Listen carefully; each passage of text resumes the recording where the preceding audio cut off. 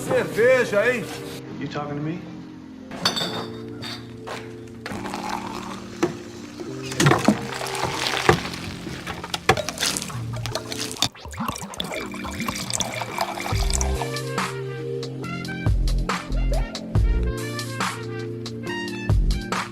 Dor de cabeça, enjoo, vontade de morrer.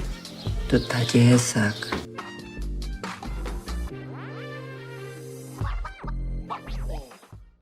Olá, nossos amantes da sétima arte e apreciadores de uma boa bebida.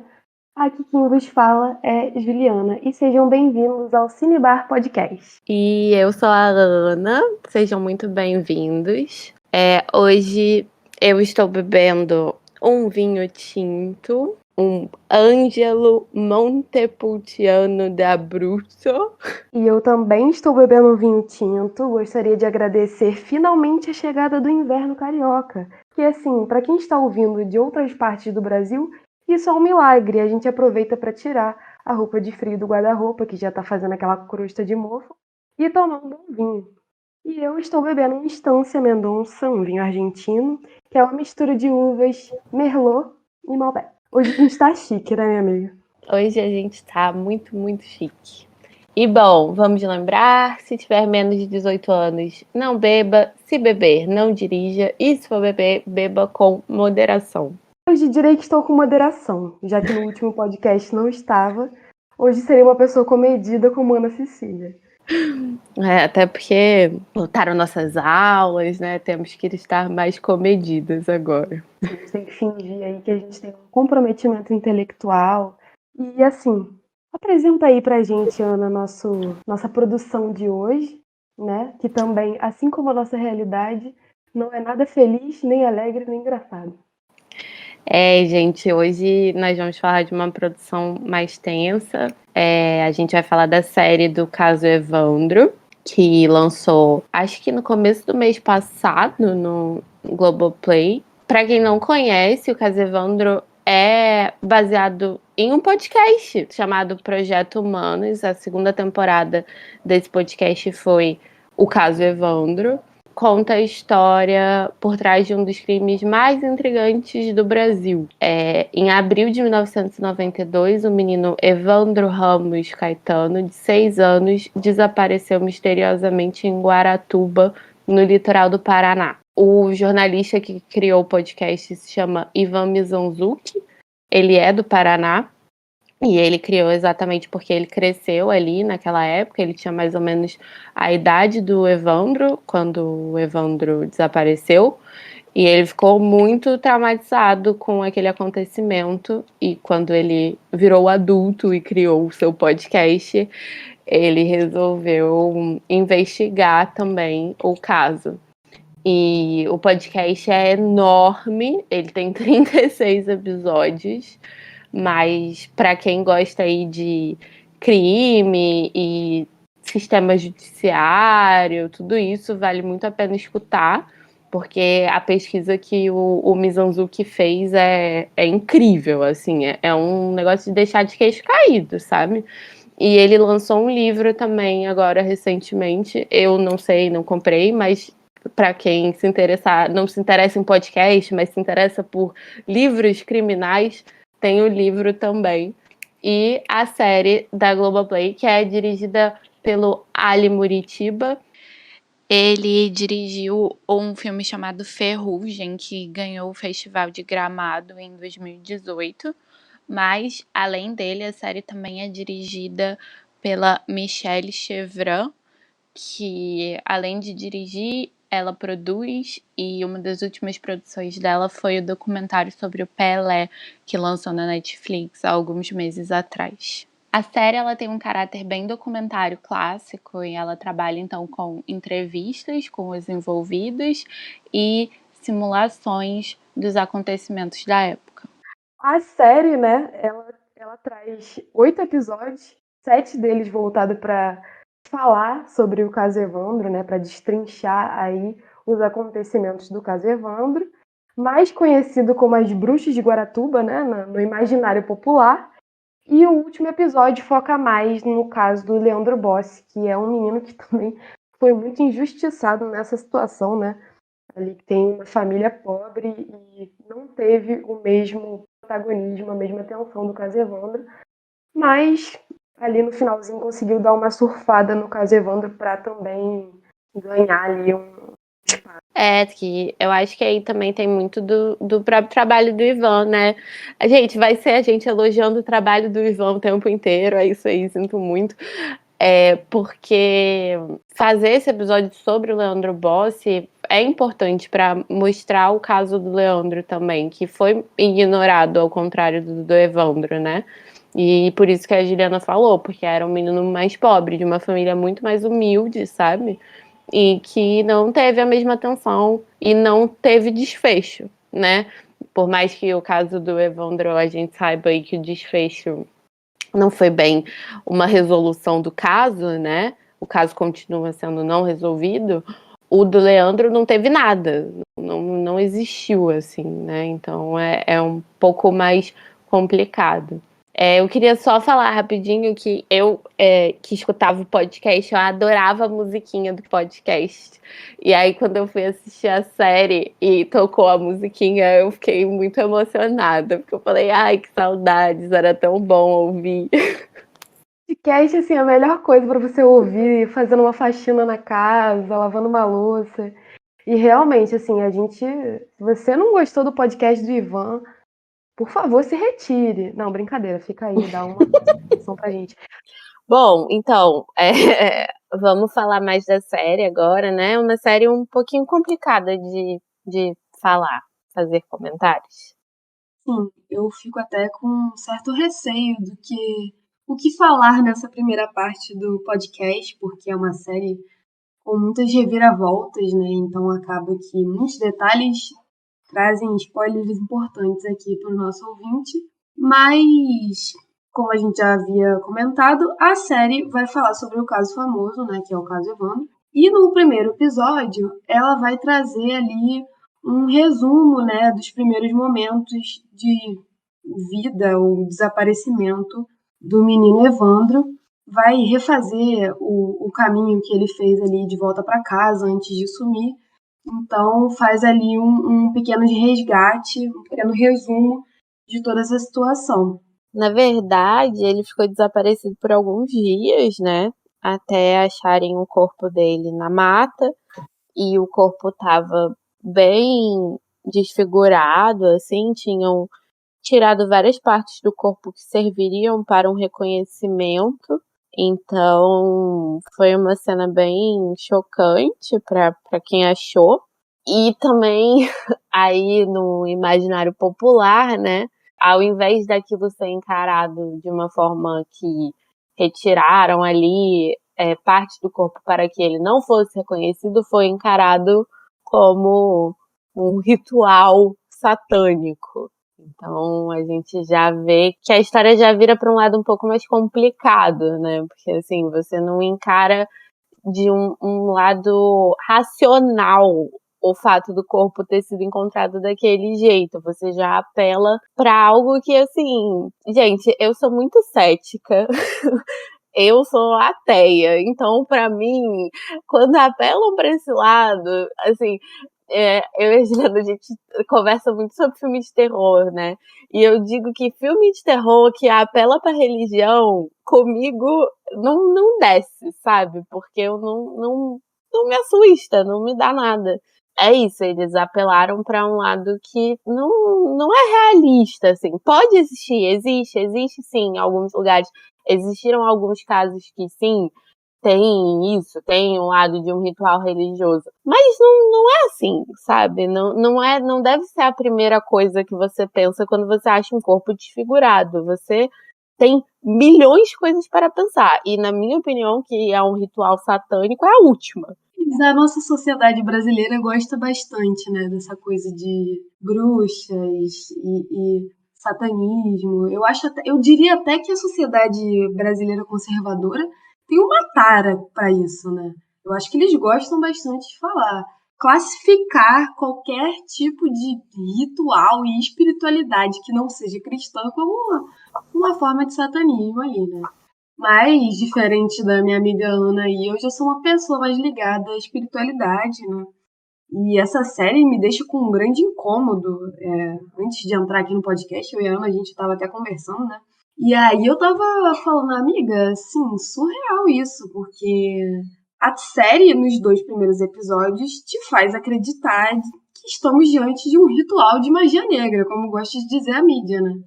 Isso a gente sabe para onde leva, né? Toda essa questão da intolerância religiosa aí que a gente tem debatido bastante nos tempos atuais em relação às religiões de matrizes africanas e afro-brasileiras. Então, no começo, a gente tem o pai de santo, né? Que é o Oswaldo Marceneiro, e aí ele é a figura, assim, representante do ritual, né? Que realizou ali as atividades satânicas. E ele é um pai de santo. Então, eu acho que nos 2 primeiros episódios faz o espectador ter um juízo de valor em relação a essas religiões muito sério. O ideal é que ele acompanhe, né, o desenvolvimento dos outros episódios para ver que aquilo ali é só uma introdução do que eles realmente vão falar, porque a série em si traz muitas problematizações. É um período ali, né, da década de 90 que tem muito ainda do resquício de uma ditadura, né, desses valores conservadores. Então, tem muita coisa que vai aparecer, muitos personagens, inclusive, ligados a essa época que vão aparecer e vão deixar essas marcas. Mas a gente pede que vocês insistam para chegar a uma conclusão mais clara, assim, e com menos juízo moral, né? Julgamento moral, porque depois a gente entende melhor aonde eles querem chegar. Mas E sobre isso, assim, a gente estava realmente conversando antes, e nós que temos 20 e poucos anos de idade, esse caso pra gente não era conhecido, né? Pra mim, o caso Evandro é o podcast do Mizanzuki. Então, assim, eu não tinha ideia da repercussão, de certa forma, que esse caso teve no país, né? Você tem ali, porque você tem as jornalistas da Rede Globo e tudo, aparece, eu acho que o Fantástico também, né? Porque o Fantástico adora um crime. Então, qualquer crime parece um Fantástico. E assim, quando eu fui assistir e a minha mãe gosta desse tipo de série, eu chamei ela pra ver comigo. E eu fui tentando explicar pra ela o que era, e minha mãe tava meio assim, que isso, não sei. E aí quando eu falei, as bruxas de Guaratuba, ela falou, não, sei sim. E como o meu pai é a mesma coisa. Então, você tem um grupo de pessoas aí mais velhas, e não só meus pais, mas acho que pessoas que já têm uns 30 anos, que tem uma memória desse caso como as bruxas de Guaratuba, né?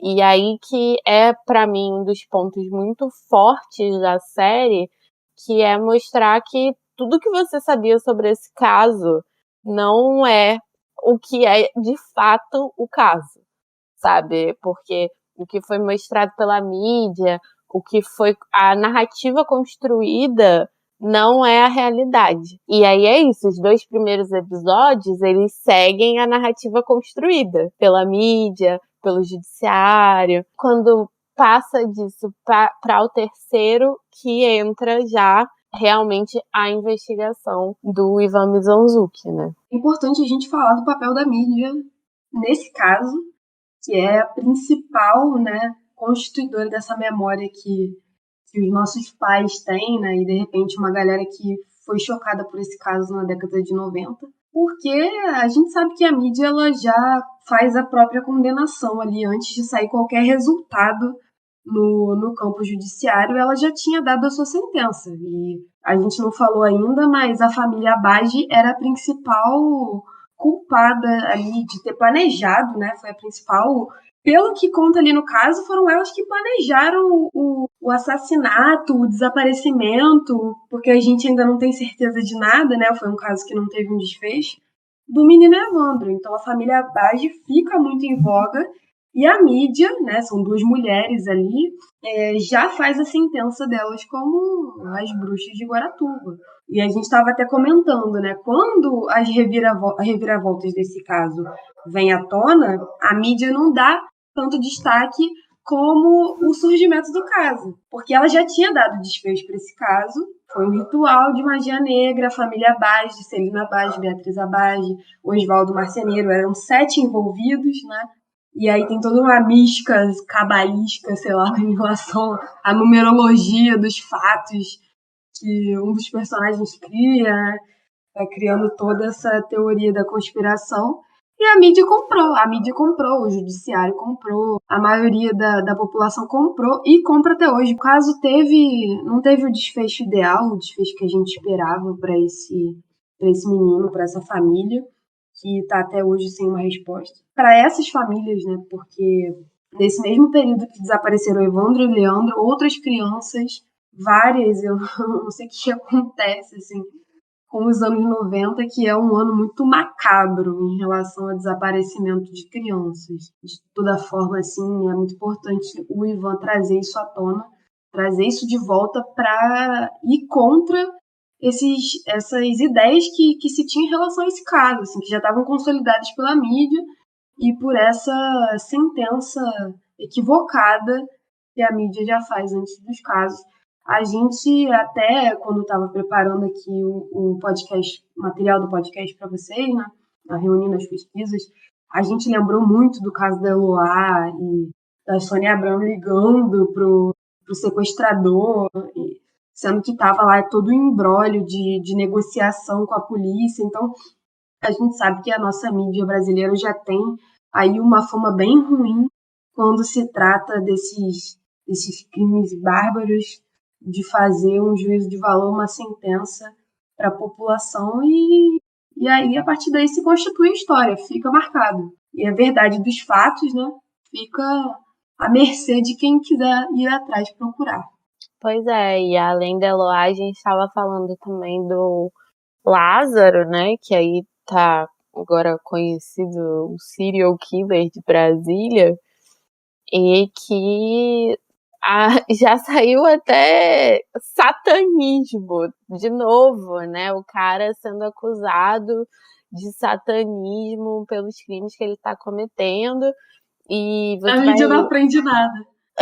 sabe, não aprende e não tem motivo para isso, sabe? Aí vai e assim, gente, são umas matérias horrorosas, entrevista com o pai do cara e o pai falando que o filho tá possuído pelo demônio. É um absurdo atrás do outro e que, assim, não deveria nem ser permitido, né? Porque é uma parada que ainda tá sendo investigada. Ainda estão tentando prender o cara, e cria um imaginário popular, porque você cria, entendeu? Se você entra no Twitter e procura lá Lázaro ou Serial Killer de Brasília, você vai ter pessoas, eu moro em Pernambuco e eu tô aqui com medo do Serial Killer de Brasília. Então você cria um imaginário popular, no final das contas pode nem ser verdade isso.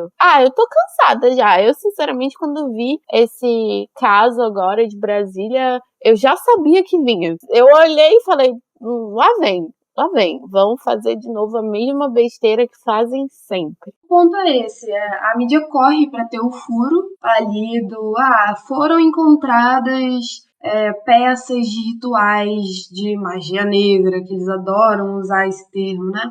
Coloca lá, já faz um juízo de valor em relação ao assassino ali, né, o Lázaro. Tudo bem, a gente não tá defendendo o Lázaro, não tá dizendo que ele não é culpado dos crimes que ele cometeu, mas precisa terminar a investigação para que a mídia coloque alguma coisa, porque o caso das Abage foi mais ou menos isso. Se a mídia tivesse segurado antes de sair colocando uma série de coisas na responsabilidade delas, muita coisa seria diferente. Como que você volta atrás?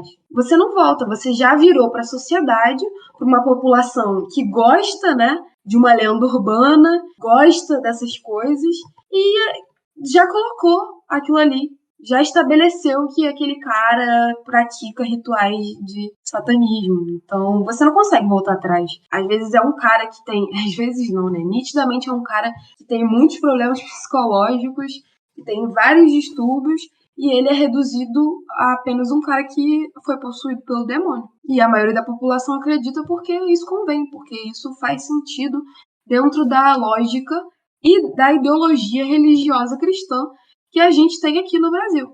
Então, mas eu acho isso muito problemático, porque agora transpondo para a série, quando a gente coloca lá Celina Abage e Beatriz Abage, a gente vê como isso pode acabar com a vida de uma pessoa, acabar com o psicológico de uma pessoa. Porque você colocar um crime dessa responsabilidade, uma alcunha dessa responsabilidade na vida de uma pessoa, você traçou a história dela para sempre, assim, não tem o que mude. É isso, né? No caso delas, eles chegam para prender as duas de uma maneira completamente pública, sabe? Sendo que a família, né? O pai era o prefeito de Guaratuba. Então, elas são quase linchadas no meio da rua a partir do momento que elas são presas. Você tem o secretário de Segurança Pública falando que por ele soltava as duas em praça pública e o povo fazia o que queria. A justiça não funciona assim, né, meu querido? Não é desse jeito que as coisas têm que funcionar, sabe? A gente tem uma população que é muito religiosa, que é muito conservadora, é, de certa forma, muito a favor de fazer as justiças com as próprias mãos, sabe? E você torna cada vez mais perigoso a vida das outras pessoas quando você pega e assume logo de cara que alguém é culpado, sem ter tido julgamento, sem ter provas físicas concretas que a pessoa cometeu aquele crime, sabe? Porque é isso, o caso de Guaratuba, o caso do Evandro, você não tem provas concretas de que aquele grupo de pessoas cometeu aquele crime. Parece que todo mundo na série tá muito mandado ali, né? Todo mundo, você desconfia de todo mundo na série, porque muita coisa é escondida desse caso. E aí é um caso que não consegue andar pra frente porque falta detalhes. Então você acha que o judiciário está chegando a uma conclusão, mas aí aparecem outras provas que tais pessoas já tinham visto, e por que só agora apareceu. Então o tempo todo você fica assim na série, quando você acha que você, não, agora eu tô entendendo, agora vai chegar num desfecho. Claro que não, assim, vai mudar totalmente, outros rumos. A série aparece dois grupos de investigação, né? Que é o grupo Águia, que é um grupo de investigação da Polícia Militar, e o grupo Tigre, que é o grupo da Polícia Civil. E, assim, tem treta entre eles, entre a família, a polícia. Diz que um tá envolvido com uma família. Tem muitos detalhes dessa série que a gente vai guardar aí para um momento spoiler, porque é muita reviravolta para um caso que é real, não é uma ficção, é real, assim, isso aconteceu. E você fica chocado como que um caso da dimensão que teve o caso Evandro pôde ser resolvido dessa forma. Você acha que o judiciário tá brincando com a sua cara ali, com a cara das vítimas, da família e das pessoas que estão naquele julgamento, porque não é possível.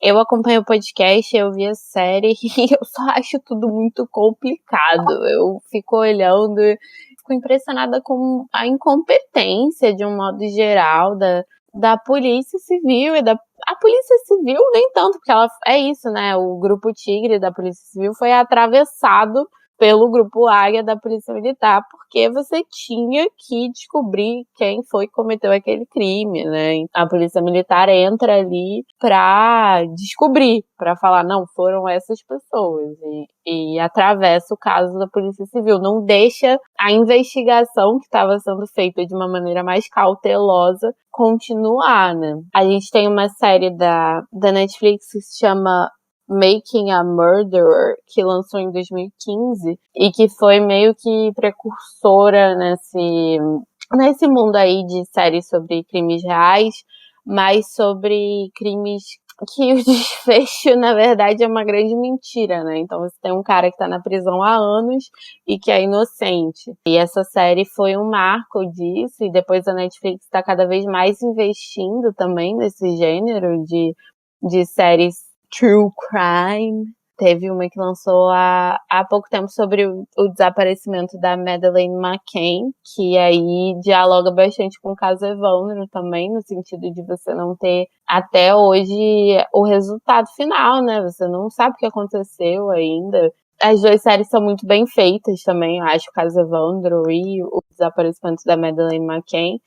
Porque é isso de você duvidar de todo mundo, você não confia em ninguém. E o fato de tratar sobre desaparecimento de crianças, que é sempre um assunto que toca muito, né? Mas também a gente tem que ressaltar crianças brancas, crianças loiras, né, de olho claro, de famílias um pouco mais abastadas, né, com um pouquinho mais de dinheiro, porque a gente sabe que muitas crianças desaparecem no Brasil e que esses casos não ganham a devida atenção. Tem aí os 3 meninos de Belford Roxo que estão desaparecidos até hoje e a gente não tem nenhum resultado, a gente não sabe o que aconteceu. É sempre importante a gente ressaltar que, na maioria das vezes, quando esses casos ganham muito destaque na mídia, são porque é uma criança branca e porque a família é de classe média ou classe média alta.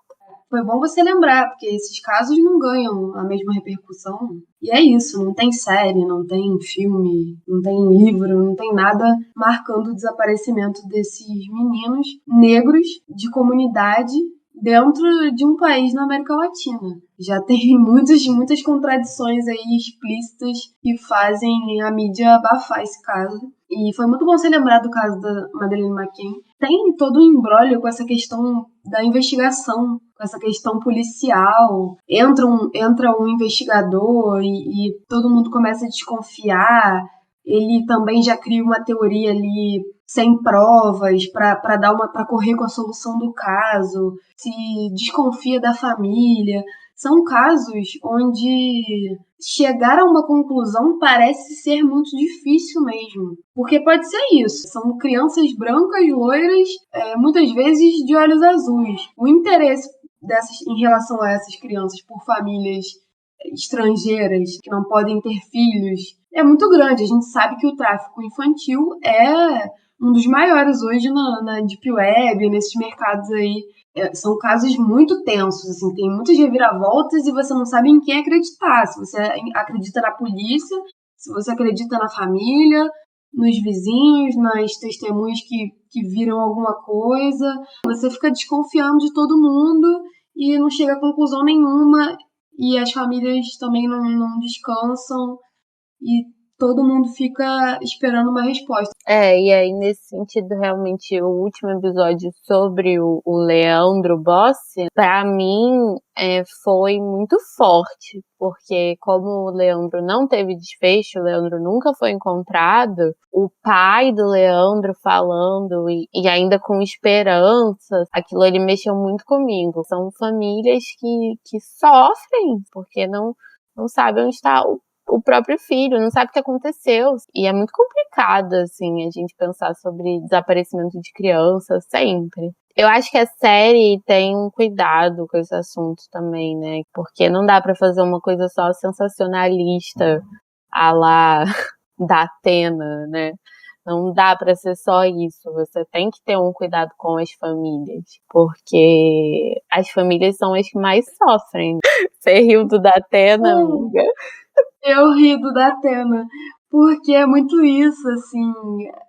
Essas outras emissoras, elas conseguem ser ainda pior, assim. Elas são muito sensacionalistas e é quase que teatral, né? Eu fiquei lembrando de um programa chamado Balanço Geral, que ele tem, em todos os estados aí, tem o seu Balanço Geral regional. E na época eu morava no Espírito Santo, e aí tinha um cara, eu não vou lembrar o nome dele agora, e ele trazia um pedaço de pau pro programa. Ele dava pauladas na mão quando ele se deparava com um bandido, um ladrãozinho, como ele dizia, né? E aí ele falava que era isso que o ladrão merecia. O que a gente estava falando, fazer justiça com as próprias mãos. O brasileiro gosta disso, gosta de assistir isso.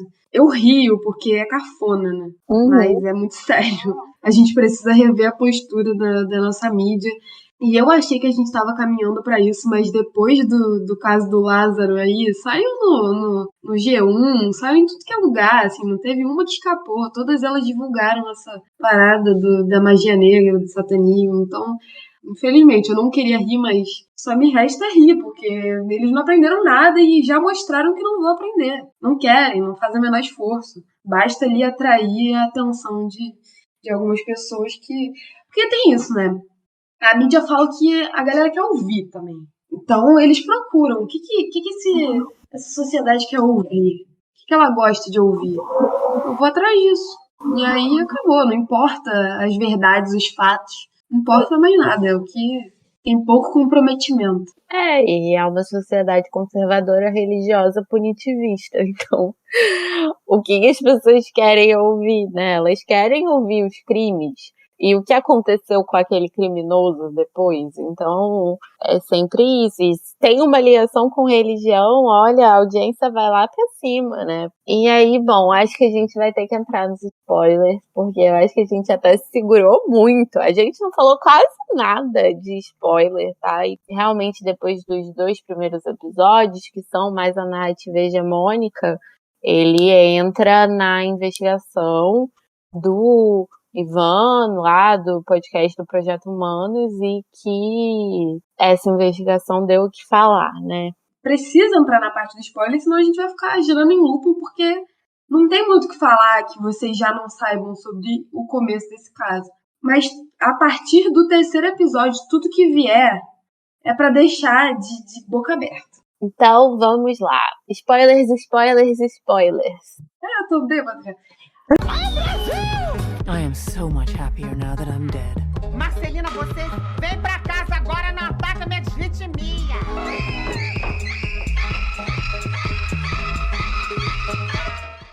Chegamos à parte mais importante desse podcast, que é a parte dos spoilers. Minha amiga Ana, fala qual o melhor ou o pior, né, momento de spoiler pra você dessa série. Eu acho que o grande spoiler realmente é a questão das torturas, que inclusive quando eu tava lá vendo com minha mãe, ela ficou ali na coisa das bruxas de Guaratuba, eu falei, mas elas foram torturadas! E é isso, das pessoas não saberem, né? Porque as pessoas não tiveram essa narrativa da mídia. Então, você não teve ali realmente o foco nas torturas. E eu acho que a gente tem que sempre lembrar que, assim, tortura nunca mais, né? É uma defesa que o Ivan faz ali no podcast e que é muito importante. Mas que você tem com vítimas de tortura a mesma relação que você tem com vítimas de estupro, que é de duvidar, de achar que aquela pessoa está mentindo. Porque ela não foi torturada, porque não tem tortura no Brasil. E a gente sabe, né, na nossa vivência sendo brasileiro e lendo a história do Brasil, de que não é bem assim que as coisas funcionam, né? E que a nossa polícia trabalha muito com tortura com os diversos presos que a gente tem. E eu acho que quando, tanto no podcast e na série eu acho que às vezes de forma mais contundente, porque você tem ali realmente elas falando que no podcast pra mim foi muito duro de ouvir, mas eu acho que quando você escuta e você vê, é ainda mais pesado.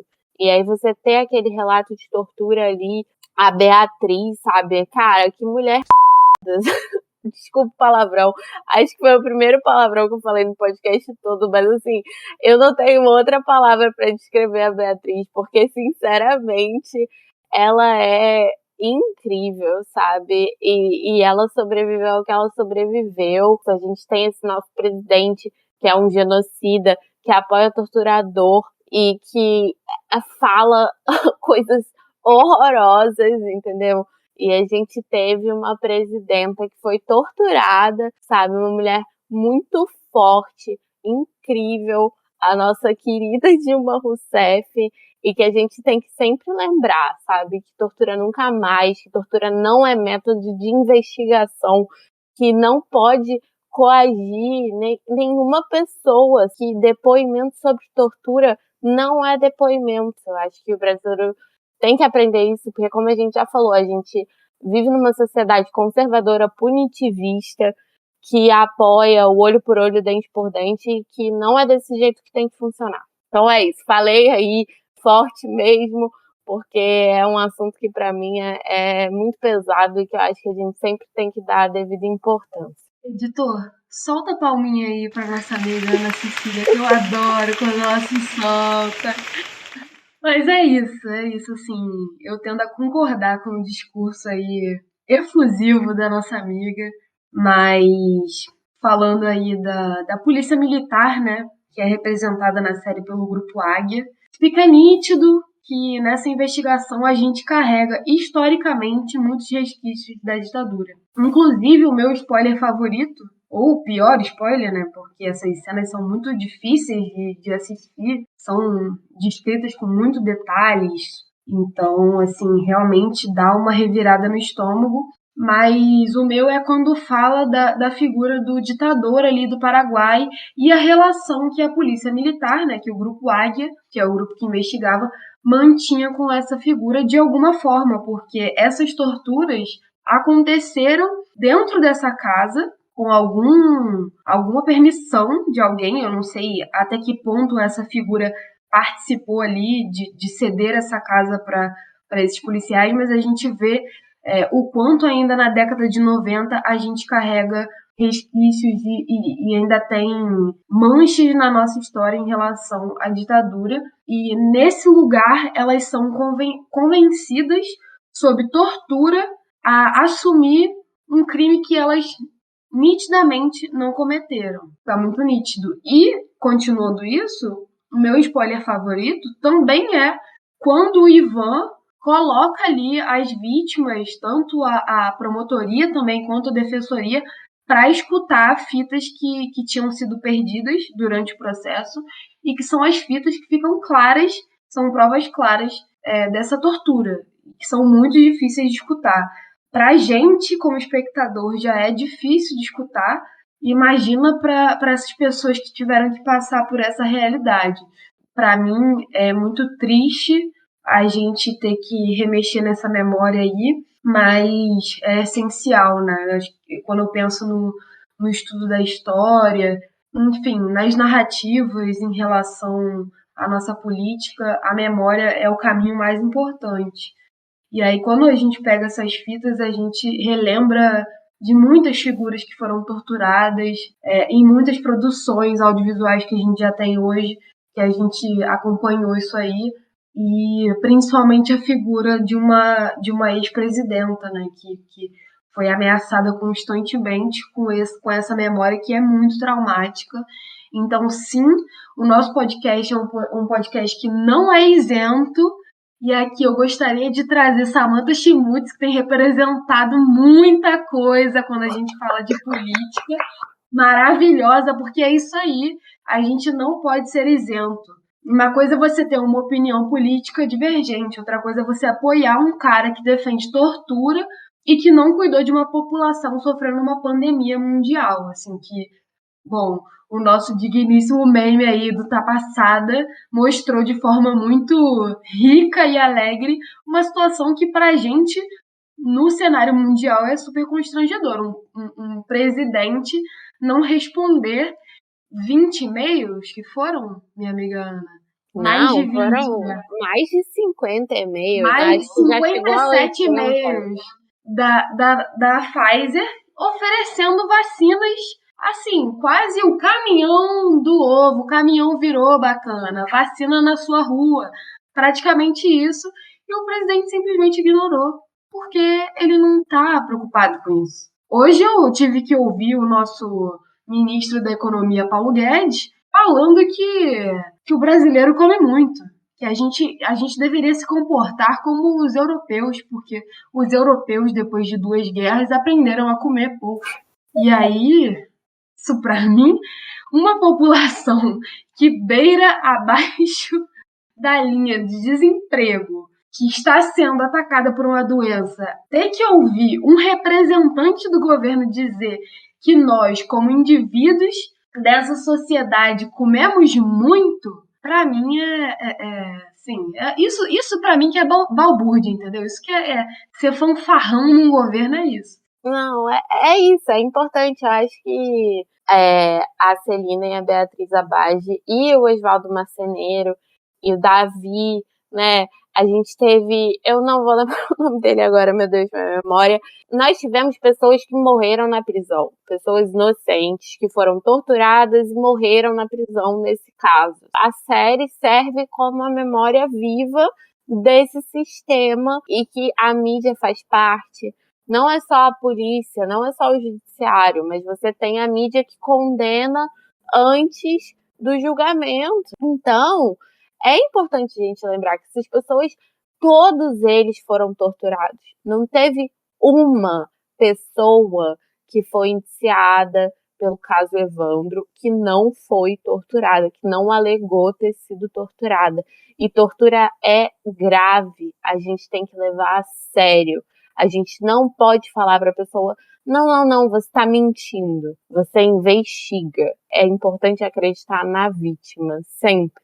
Se, por acaso, um dia você descobrir que a vítima estava mentindo, é uma coisa. Mas você não pode achar que a vítima está mentindo logo de cara. E foi o que a imprensa fez, descaradamente, e é uma herança, sim, da nossa ditadura militar, que a gente teve, que durou muito tempo nesse país, e que ela não foi exterminada do jeito que deveria ter sido. E no caso do Evandro, você tem o próprio torturador dando o relato dele, né? Ele participou do julgamento e ele não conta nada, ele não lembra de nada. Mostram o vídeo para ele e falam, mas não é o senhor aqui? E ele fala, parece que sou eu, mas eu não me lembro. Assim, e aí, ao invés da mídia focar e duvidar nesse homem, você duvida da Beatriz, da Celina, do Oswaldo, do Davi. O cara que não lembra de nada, que não estava ali, mas está ali no vídeo, é um santo, né? Já dizia Brizola, filhotes da ditadura. E o nome desse cara precisa ser posto aqui, que é o Capitão Neves, que se fez de sonso. Fez ali a Cátia cega, falou que não estava ali, sendo que todas as testemunhas, né, dessa tortura descreveram a casa lá do ditador do Paraguai da mesma forma. Então, assim, tudo batia ali e leva a gente a acreditar durante a série de que eles foram realmente torturados. E quando a gente chega lá no 7º episódio, que é o episódio de desfecho do caso Evandro, que a gente se depara com aquelas fitas, a gente já tem a certeza. Ali é o produto, né? Até a promotoria que estava fazendo lá a acusação desse caso falou, realmente. Sessão de quê? Que sessão é essa? Só pode ser de tortura. Então, assim, são 2 mulheres e a primeira coisa que a gente vê é condenar elas. Primeiro ato de condenação é em relação a essas mulheres. O Davi, que é um personagem que a Ana falou, ele aparece com um algodão no ouvido. Por quê? Aquele algodão estava ali? Por que apareceu aquele algodão ali? O que aquele algodão estava tentando encobrir? E nitidamente, essas pessoas estavam abaladas. Elas não demonstravam nenhuma emoção de uma pessoa que foi ali. Pô, quando você está contando um caso de um crime que você cometeu, a não ser que você seja um psicopata, mas aí a gente teria que ter 7 psicopatas, alguém ali vai se arrepender e vai falar, realmente a gente fez isso, vai se arrepender do que fez. Não é o que acontece. Eles contam uma história de maneira fria e distante que você vê que eles não participaram daquilo. Eles não têm a menor familiaridade com aquela história. E eles foram convencidos a contar aquela história do jeito que a polícia, que o Grupo Águia, o grupo da Polícia Militar, queria. Então, assim, a gente precisa pontuar isso aqui. Eu vou voltar com as minhas pontuações que elas são importantes, entendeu? Não, e tem várias discrepâncias nas narrativas de cada um. Porque eles perguntam, você cortou o menino a partir da onde? E ninguém sabe da onde que começou a cortar o menino. Ninguém fala que tirou o cabelo do menino. Não tem uma pessoa que fala que fez isso. Você tem muitas discrepâncias. O caso inteiro é uma grande confusão. E nas fitas, que as pessoas não tinham escutado, eles estão tentando convencer os acusados a confessar outros crimes. Então eles falam, e o Leandro Bossi? Você pegou o Leandro Bossi. E assim, ninguém consegue explicar o que aconteceu, porque eles não pegaram ninguém. É claro que a gente tem que falar do Diógenes, que é o tio do Evandro, que foi o cara que fez um relatório pra ele, né? A Polícia Civil não estava fazendo o trabalho que ele queria que tivesse feito, e ele manda o relatório dele pra Polícia Militar, e a Polícia Militar pega o relatório do Diógenes como o correto. É isso, é o que esse cara tá escrevendo. E o Diógenes tinha uma briga política com a família Abbage, e a Polícia Militar ignorou completamente isso, pegou aquele relatório, achou que era verdade e pronto, acabou. 7 pessoas, número cabalístico, às 7 horas do dia 7, mataram um menino. Como que você faz isso sem uma investigação real, sem provas, sem nada? Só com um relatório de um homem que tinha uma perseguição política, é inegável isso, e até pessoal, porque parece que a Celina Abbage foi acusada de ter um caso com o pai do Diógenes. Tinham várias problemáticas. É um cara completamente perdido no mundo, né? Porque, sinceramente, é uma narrativa porque o Oswaldo Marceneiro aumentou o preço das consultas dele depois que o Evandro desapareceu. Ele linka uma coisa com a outra que não faz sentido nenhum. E a Polícia Militar acha que esse cara tá certo. Assim, ele fala isso depois de contar a história de que o Oswaldo Marceneiro ali acompanhou a família do Evandro, né, pra encontrar o corpo dele numa mata, e quando ele chegou perto de onde estaria o corpo do Evandro, isso aumentou a credibilidade dele espiritual, e a partir disso ele aumentou as consultas. Assim, o Diógenes cria uma narrativa, um delírio ali que ele teve. Alguns fatos podem até ser verdadeiros. Ele, não sei se ele mistura um pouco de realidade com ficção, mas ele conta uma história. A história que ele conta, assim, é basicamente como se ele estivesse ali sendo a principal testemunha de todos os casos. Ele viu, porque com as informações, os detalhes que ele tem sobre a vida de cada agente daquela investigação é só de quem acompanhou de perto, assim. Ou ele participou disso, ou é um delírio da cabeça dele. A gente tende a achar que é um delírio, porque o Diógenes é um cara que na série mostra que tem claramente o tico e teco dele, eles não estão batendo bem, não estão sincronizados. Ele é um cara que tem um olhar meio confuso, né?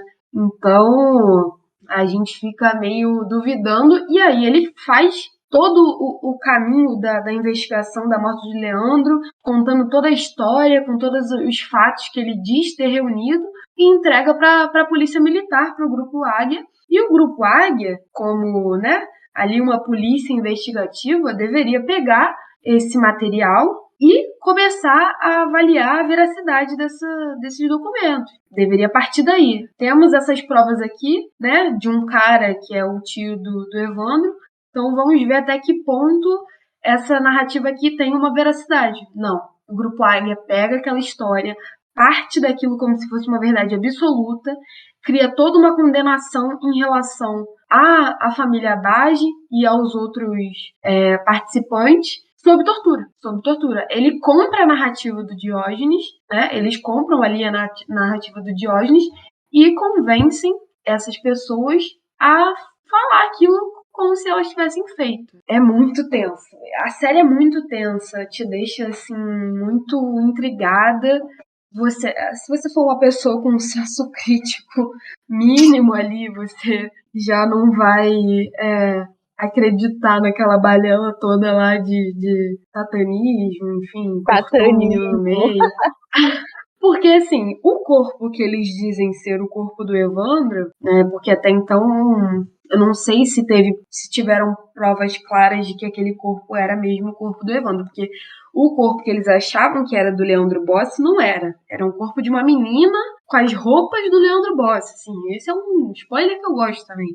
É ótimo. E o corpo do Leandro tava sem cabelo, sem a ponta dos dedos, nenhuma forma possível de reconhecimento. E aí essa polícia leva o pai do Evandro para refazer o reconhecimento ali daquele corpo e pelo que dá a entender no final da série, o pai também é induzido a reconhecer aquele corpo como o corpo de Evandro. Mas a gente não sabe se realmente é. Então, teve um teste de DNA, mas quando ainda o DNA no Brasil não era tão bem estudado, não era tão confiável, e o teste aparentemente deu que era o corpo do Evandro. Mesmo que fosse o corpo do Evandro, não foram tiradas as formas de reconhecer o menino porque foi um ritual satânico. Foi retirado para não reconhecer a criança. E eu acho que isso fica muito claro quando você compara o Leandro e o Evandro, e você vê que são duas crianças que eram muito parecidas.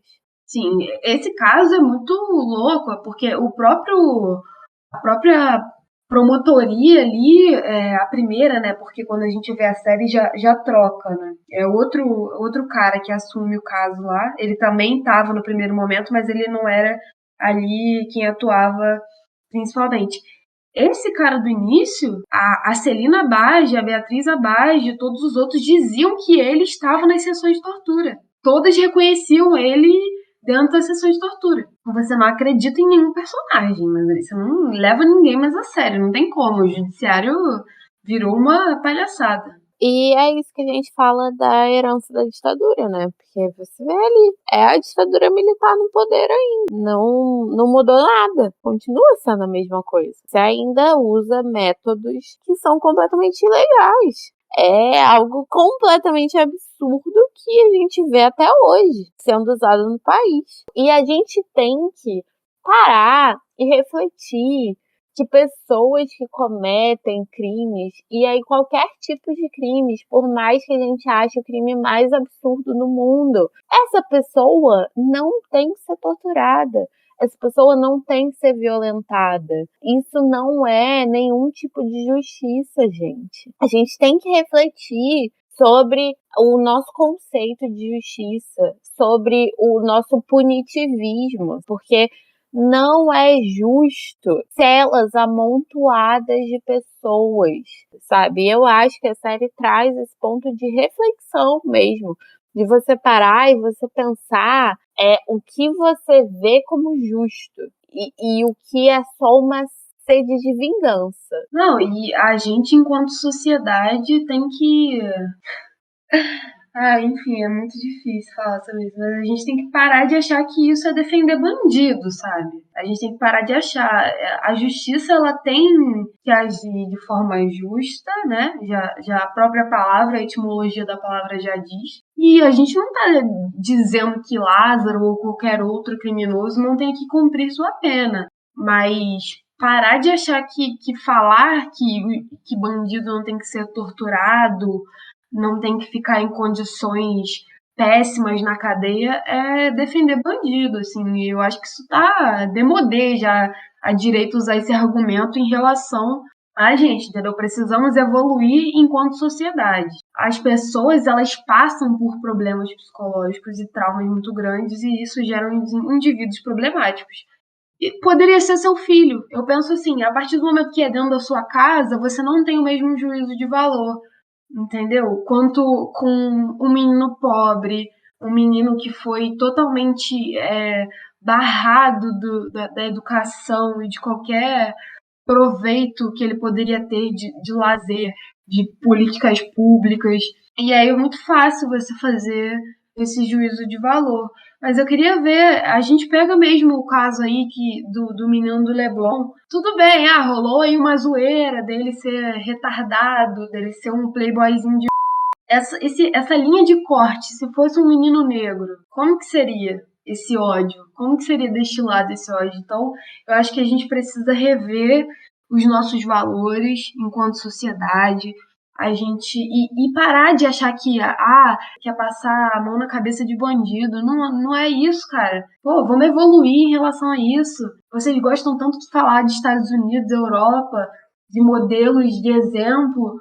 Pô, vamos sair então do atraso, sabe? Vamos pensar a política. Isso não significa que não vamos mais prender ninguém no Brasil, vamos perdoar.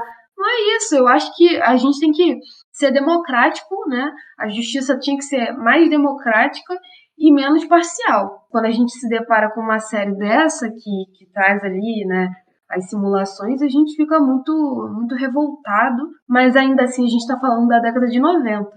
E hoje em dia? E os casos de hoje? Que a imprensa e a justiça continuam fazendo o mesmo papel. Como que a gente vai evoluir? Já passou da hora, assim. Inclusive, no começo, eu esqueci de pedir para vocês compartilharem o nosso podcast. Postar uma fotinho, porque no outro só, sei lá, 3 pessoas postaram, que eu acho um absurdo, que eu tenho certeza que vocês ouviram bebendo uma cerveja. E aí, faltou... Foi uma covardia, né? Faltou a vocês de dialogarem aqui com a gente.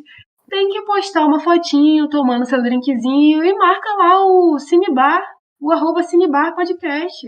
Ou então posta no seu feed e marca nossa tag, Cinebar Pod. É tão simples, gente. Vocês estão aí por meio da internet, conectados. Dá uma moral aí pra galera que tá começando. Eu sempre falo, eu sou uma fã do Brasil que deu certo, do Ciro Ramen. O Ciro Ramen nunca vai escutar a gente, porque ele é um cara que não escuta podcast. Ele não escutou o podcast nem do Ivan, que dirá o nosso. Mas se porventura a gente viralizar e aí chegarem lá no Twitter, eu falo, Ciro, dá uma moral, entendeu? A gente tá aqui na batalha, cara. Não é não, minha amiga Ana? Fala você aí. Não, eu concordo. Vamos dar engajamento, marca a gente aí. Eu sei que esse podcast foi bem político e, bom, eu sinto dizer pra vocês que não existe neutralidade, todo mundo é político. Então agora eu acho que a gente precisa ir pra nota da série, porque já tá longo demais. A saideira, vamos pra saideira, amiga. A dolorosa saideira, mas a gente tem que ir pra ela. A gente gostaria muito de entregar um podcast com 5 horas pra vocês, porque é maravilhoso gravar isso aqui. A gente fala besteira, a gente ri.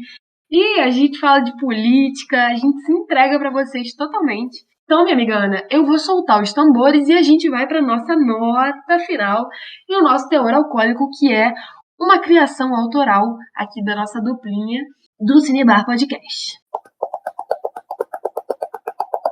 Parece alguém teclando. Pior tambor que eu já vi na minha vida. Que horror! Vamos às notas finais e o teor alcoólico. Então, vai você, que hoje a gente voltou ao nosso estado normal. A Juliana vai dar a pior nota, tá bom? A pior nota, mas que não é ruim. Eu sempre penso nas minhas notas da faculdade. Se eu recebo um 8, eu fico muito feliz. Ivan, não leve pro coração. A gente te ama muito aqui nesse podcast. A gente fica muito agradecida com o seu trabalho. Mas eu acho que a série ficou devendo alguns detalhes que você trouxe maravilhosamente bem no podcast. E talvez quando repassado para a produção aí audiovisual tenha faltado, por exemplo, a explicação aí dessa promotoria que para mim não ficou muito clara, né, o que aconteceu com essa mudança de promotor e que a gente sabe que você traz com muita fidelidade aí para os seus ouvintes do seu podcast. Mas, assim, eu não desfaço, não. Essa série é muito boa, eu gostei muito, ela é muito rica cinematograficamente, a parte técnica, a escolha das imagens, o editor, a gente parabeniza todo mundo que fez essa série. Ela é muito importante, mas eu acho que poderia se estender mais uns 10 episódios, assim, até uns 10 episódios. Eu vou dar um 9, no caso. Não dou 10 exatamente por isso que a Juliana falou. Eu acho que a série poderia ter sido maior.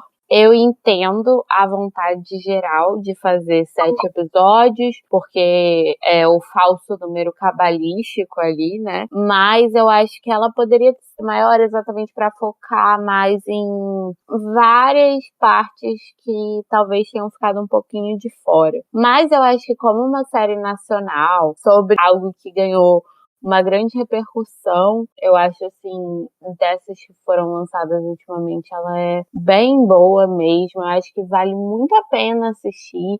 E se você ficar ainda mais curioso, ouvir o podcast do Ivan, porque é um trabalho de se respeitar isso. E eu fico até surpresa de ser uma série Globoplay e ter uma crítica ali à mídia, sabe? E a mídia, principalmente a Globo, porque as principais imagens de reportagem são da própria Globo, né? E a nossa média Com ficou certeza. E 8,5, né? 8,5, que é uma ótima média aí para uma produção Globoplay. Então, acho que a gente foi até bem legal. Mas a série é bacana. Eu só queria deixar aqui também o nome do podcast, que é Projeto Humanos, dois pontos, o caso Evandro, que é o podcast do Ivan. E para quem gostar de podcast, vale a pena acompanhar para saber mais detalhes desse caso. Vamos ao momento mais esperado, que é o momento em que a gente mede o teor alcoólico das nossas produções. Eu gostaria de explicar uma coisa que talvez não tenha ficado muito claro no outro podcast. Os critérios que a gente usa para medir o teor alcoólico, que é uma nota nossa muito pessoal aqui, muito autoral do nosso podcast. Que, ou é porque a série tem muitas reviravoltas, é uma série que, mexe muito com a gente, ele traz muitas tensões, ou é porque a série traz, literalmente, bebedeira e encaixaçamentos constantes em suas cenas. Então, é isso que a gente avalia. Essa série não é uma série, óbvio, fica nítido, né, gente? Obviamente não tem a presença alcoólica, mas é uma série com muitas reviravoltas. Então, a nota, né, o nosso teor alcoólico dela não vai ser baixo. Eu acho, minha amiga Ana, que a gente pode dar aí uns 50%. Tá, eu acho 50% bom, acho o suficiente, porque realmente a série em si não tem nenhum teor alcoólico, nenhum mesmo, a não ser que a gente leve em conta lá os delírios do Diógenes Caetano, né, que a gente pode falar que foram por causa do álcool ou de qualquer outra droga. Entorpecente pesado. Para aqueles delírios mais do que álcool. Então eu acho que é isso, assim, a gente põe aí o teor alcoólico de 50%, a gente está até brincando um pouco com isso, que é a nossa função aqui no podcast, mas que é sempre importante lembrar que é uma série dolorida, séria mesmo, sabe? É um processo investigativo que é difícil e que você ter essas pessoas falando ali pra você na hora. Eu nem imagino como tenha sido entrevistar essas pessoas, sabe? Inclusive o Davi, que é uma figura muito forte na série, ele não quis nem mostrar o próprio rosto. É importante sempre lembrar de como é dolorido para as vítimas. E é isso que essas pessoas são. Elas são vítimas do nosso sistema punitivista. E vamos para a melhor parte desse podcast para alguns, que são os lançamentos da semana, com a minha amiga Ana, que é a pessoa que faz isso melhor do que eu, porque, né, eu... Então, vamos aos lançamentos da semana. Eu queria dizer que, assim, semana passada eu trouxe os lançamentos mesmo. Eu, essa semana, resolvi diversificar um pouquinho, porque não só de lançamentos vive o quarentenado, né? A gente tem que assistir qualquer coisa que esteja lá pra gente assistir. Então, essa semana a gente tem do dia 17 até o dia 27 de junho, que é na semana que vem, o Festival de Cinema Italiano 8,5. E eles vão ter 2 filmes por dia, disponíveis por 24 horas. E tem filmes muito bons, com grandes atores e atrizes italianos. Outro festival que está acontecendo essa semana se chama o Registro Geral. E são várias produções nacionais, principalmente curtas excelentes e que, assim, todo mundo deveria ver. Tem 2 que eu vou destacar aqui. Um se chama Periférico e o outro que é Alfazema e que eu aconselho demais porque são ótimos. Temos o filme Stalker, do Tarkovsky, novamente, eu aqui indicando o nosso diretor russo-soviético. de graça no YouTube, na CPC UMES, e assim, assistam Tarkovsky, porque Tarkovsky vale muito a pena. Além disso, a gente tem o quê? A minissérie do Bussunda no Globoplay. Excelente, Bussunda, entendeu? Todo mundo ama o Bussunda. Você viu o Shrek?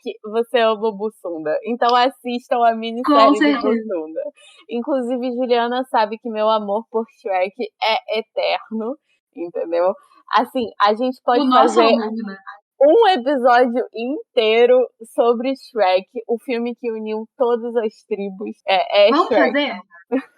Foda-se, vamos, a gente coloca na votação. Se eles não quiserem, a gente faz mesmo assim, porque a gente vai falar de Shrek. Shrek é tudo. Shrek é tudo. E aí, assim, a gente tem os filmes que estão estreando aí no cinema, mas não aconselho ao cinema, porque é pandemia, não vão ao cinema, tá bom? Mas a gente tem Veneza, do Falabella, mas logo deve entrar no streaming. Espera entrar no streaming. Parece ser bom, mas vamos esperar o streaming. E a gente tem Um Bairro em Nova York, que lançou nos cinemas, mas dia 29 vai chegar na HBO Max, e eu aconselho todo mundo a assistir, porque eu acho incrível, é do Lin-Manuel Miranda, então maravilhoso, em Um Bairro em Nova York. Não vá ao cinema. Eu queria muito ver esse filme no cinema, mas nós somos governados por um genocida, então eu não vou ao cinema. Vamos respeitar, vamos ver um filminho em casa, que delícia, embaixo da cobertinha. Você que tá no Rio de Janeiro, vamos aproveitar esse frio, cara. Não é todo dia que tem esse frio no Rio de Janeiro pra ficar debaixo da coberta. Entendeu? Você nas outras partes do Brasil também, vamos ficar de boa em casa. Tem Luca no Disney Plus, que é a nova animação da Pixar, que é Queerbait, tá bom, gente? Não é o primeiro desenho animado com pessoas gays da Pixar. Não, eles não vão se beijar, mas assim, vale a pena ver, é legal, tem sereias e tudo mais. Quem sabe vocês vão gostar. E aí, indicações minhas, especificamente minhas. Eu indico um filme chamado Terra Selvagem no Prime Video, que eu assisti essa semana e vale demais. É muito bom, é meio crime suspense e me impressionou. E na Netflix, eu tô indicando um filme holandês chamado Fairy, e um filme coreano chamado Noite no Paraíso, que é um dos meus preferidos que eu assisti esse ano. É um filme, os dois são meio de ação e de suspense. O coreano, pra mim, é bem superior, porque, sei lá, eu assisti, eu não esperava nada do que eu tava vendo, e eu achei incrível. Sabe assim, norte-americanos jamais conseguiriam? É Noite no Paraíso. Fairy é muito bom também, mas eu indico mais o coreano. Então, olha só, um bando de filme pra você assistir em casa sem contaminar ninguém de Covid e sem ser contaminado. E é isso que a gente traz aqui, entendeu? Conteúdo sem contaminação. Exatamente, o que é mais importante. Eu vou deixar duas indicações pessoais aqui. Uma nacional, que é: vejam filmes Curandir, Tatuagem, tá aí um bom filme que vocês podem curtir, Febre do Rato. Todas as produções de Jurandir são maravilhosas. Mais recentemente eu vi um filme chamado Abraço da Serpente, que é um filme que passa na Amazônia. E é um filme belíssimo, que tem uma fotografia incrível. Estou encantada com esse filme até agora, embasbacada. Então, para você que é um amante da sétima arte, assim como a gente, e ainda não viu esse filme, veja esse filme, porque, assim, excelente fotografia. Botei até lá no Letterboxd. E incrível pra mim. Inclusive, vou aproveitar aqui o jabá e sigam a gente lá no Letterboxd também, galera. Porque aqui a gente é cultura, a gente tenta ser intelectual, mas lembrando sempre que isso aqui reproduz uma mesa de bar. Então a gente se propõe a falar uma besteirinha aí também. E a gente espera que vocês gostem, riam e saiam um pouco da depressão que é viver nesse país. Escuta no ônibus, se você estiver indo pro trabalho, escuta lavando a sua louça, limpando a sua casa, enfim. Escuta nosso podcast, não precisa ficar olhando aí para a nossa tela sem nada, vazio, não. Vai fazer tuas coisas e escuta o podcast. Aqui também é cultura, entendeu? Eu tô me sentindo igual o Rogerinho do Engá no Choque de Cultura agora. Eu falei igualzinho. E é isso, vamos chegando ao fim. A gente vai se despedindo aí de vocês, porque uma hora tem que acabar, a gente já falou pra cacete. E é isso, entendeu? Eu me despeço, agradeço aos ouvintes que chegaram até aqui. Mas eu fico pensando, se eu fosse um ouvinte, eu ia gostar de ouvir. Eu ia gostar, sabe, sentindo falta de uma mesinha de plástico da escola, de ver um filme. Aí tu para ali, a gente estuda na UF, né? Aí a gente para ali na Cantareira, depois de ver um filme no Reserva, um filme lá no Cinearte da UF e fala sobre cinema, fala besteira, fala coisa boa. É basicamente isso que a gente faz aqui. Eu agradeço vocês mais uma vez, né? Bom, gente, muito obrigada. Espero que vocês tenham gostado do episódio de hoje. Sigam no Instagram, sigam no Letterboxd, pra quem tem Letterboxd, pra quem quer criar. E a gente se vê no próximo Cinebar.